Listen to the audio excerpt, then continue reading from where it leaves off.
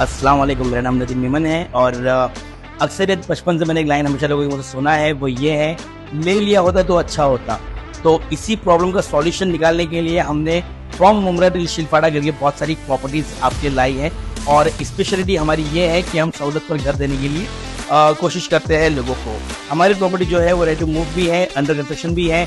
अगर किसी को 3 साल में पोजीशन चाहिए वो भी अवेलेबल है, 1 साल में चाहिए वो भी अवेलेबल है, रेडी टू मूव चाहिए वो भी अवेलेबल है, बैंक लोन फैसिलिटी भी अवेलेबल है, पिकअप एंड ड्रॉप, सबसे best part pickup and drop भी अवेलेबल जो मोबाइल में शायद ही कोई देता है। और मोर इन्फॉर्मेशन के लिए इस नंबर पर कॉन्टैक्ट करें, नंबर बिजी आए तो व्हाट्सएप पे मैसेज करें।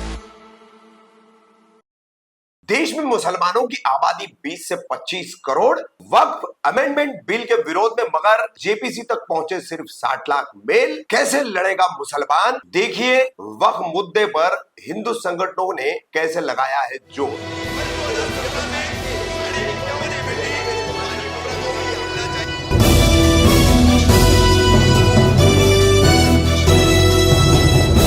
रफीक कामदार, हिंदुस्तानी रिपोर्टर में आपका स्वागत है।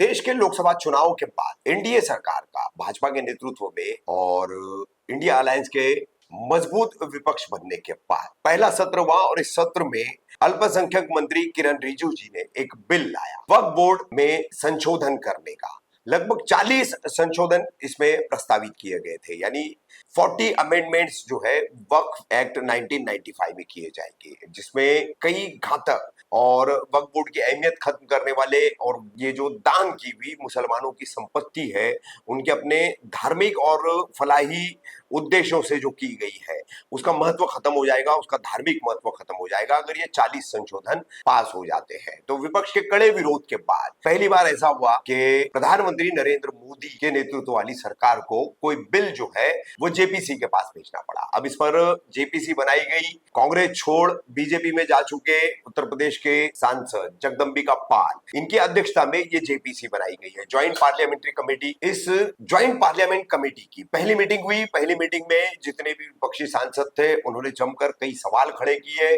शिवसेना उद्धव ठाकरे गुट पर जो सवालिया निशान था उसको मिटाते हुए सांसद अरविंद सावंत जैसे शिवसेना यूबीटी के सांसदों ने वक्फ के इन संशोधनों पर सवाल खड़े किए, उसका विरोध किया। बहरहाल इस पर फिर नया दांव खेलते हुए जेपीसी ने और उसके अध्यक्ष जगदम्बिका पाल, इन्होंने नया पैंतरा खेलते हुए सभी लोगों के इस पर सुझाव मांगे, सभी वक्फ से जुड़े हुए लोगों के सुझाव मांगे, मतलब सभी को इसमें शामिल कर लिया। अब शामिल करने के बाद all India Muslim personal law board द्वारा इसकी जो 13 सितंबर की तारीख है इस पर एक क्यूआर कोड जारी किया गया है, एक लिंक जारी की गई है।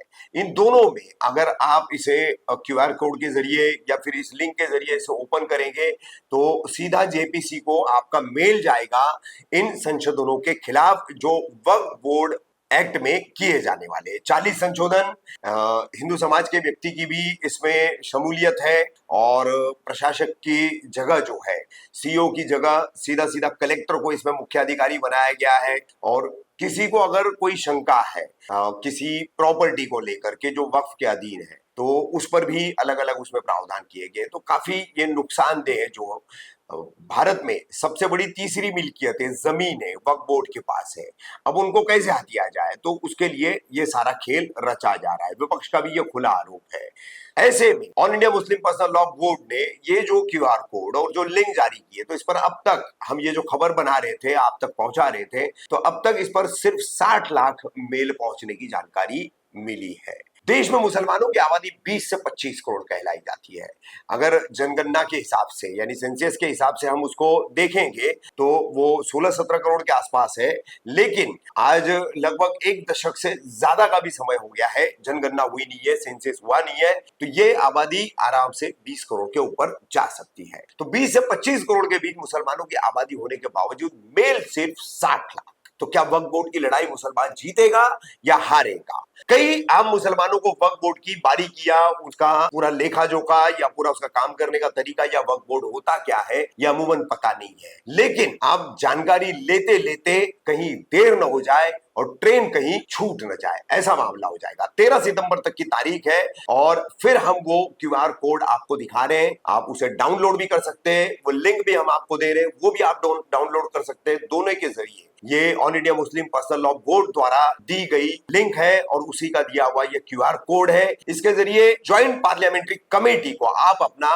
वक्फ संशोधन बिल जो है उसके विरोध में ये मेल कर सकते हैं, अपनी मुखालफत यहाँ पर जता सकते हैं। तो दूसरी तरफ अब इसमें सभी के सुझाव मांगे तो हिंदू समाज भी इसमें काम कर रहा है, हिंदू संगठन भी इस पर काम कर रहे हैं, कई जगहों पर किस तरह से काम किया जा रहा है। तो एक वीडियो सामने आया, अब ये वीडियो निश्चित तौर पर कहाँ है पता नहीं, लेकिन गणेशोत्सव चल रहा है और गणपति पंडाल का ये कहीं का वीडियो है जहां QR कोड लगाया गया है और इस पर लोग देखिए किस तरह से स्कैनिंग कर रहे हैं। दूसरी तरफ दस्तखती मुहिम या लिंक जो है उसको एंटर करने की मुहिम भी यहाँ पर चलाई जा रही है।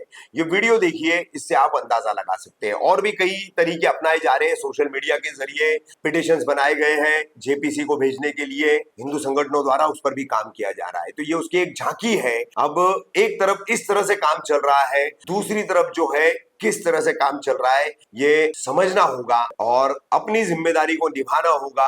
आज अगर आप चूक गए तो आने वाला कल आपको मौका नहीं देने वाला है, आप अपना वक्फ नहीं बचा पाएंगे। आपकी शिकायतें बहुत हो सकती है वक्फ के ताल्लुक से, लेकिन ये वक्त शिकायतों का नहीं, ये वक्त है लड़ाई का। मेल कीजिए, QR कोड के जरिए कीजिए, लिंक के जरिए कीजिए, लेकिन all India Muslim personal law board और तमाम जमीयतें मुसलमानों की जो इसमें लगी है वक्फ बचाओ और JPC में लगभग आपके करोड़ों के हिसाब से मेल जो होने चाहिए उस टारगेट को पूरा करें। मेरी ब्लेसिंग में हमारे यहाँ पर भी देखो लोग कितने जागरूक है, यहाँ पे लाइन लगी हुई है, बिल्कुल अपने फोन से सभी अपनी बारी बारी का इंतजार कर रहे हैं। गणपति के पंडाल में हमारे यहाँ पे स्कैनर लगा हुआ है और यहाँ से सभी लोग मेल कर रहे हैं। देखो हिंदुत्व के लिए कितनी जागरूकता है हमारी सोसाइटी के अंदर।